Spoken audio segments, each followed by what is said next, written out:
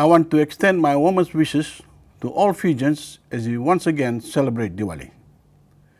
As we commemorate the Festival of Lights, let us be reminded that it is absolutely necessary for good to triumph evil, for light to prevail over darkness, and for knowledge to sweep away ignorance and prejudice, because that is what all decent and successful societies are built on.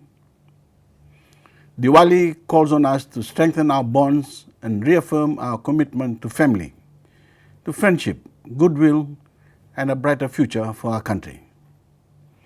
In a year that has been defined by a deadly darkness, the COVID-19 pandemic, Fiji has been a shining light for humanity. Our science-based approach to containing this deadly virus has seen the side of knowledge triumph once again.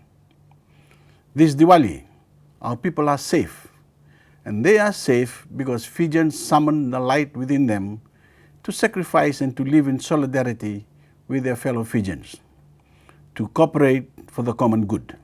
It has been a noble undertaking for this nation, and we should be proud.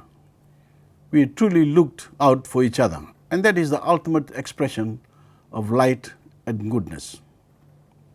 The Fijian Constitution guarantees every Fijian the right to practice their faith free from the yoke of discrimination. Through our embrace of religious freedom, the many faiths of our people have become a source of harmony among Fijians. Celebrations like Diwali have become national celebrations, where families openly share their festivities with their friends and neighbors, enriching our national character with the universal values and age-old wisdom found in every faith.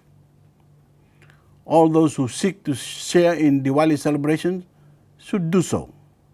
Light candles, illuminate your houses, enjoy the fireworks, join in the feast of your friends and neighbors as they celebrate, and show the world yet again that we are a people of light and learning and goodness.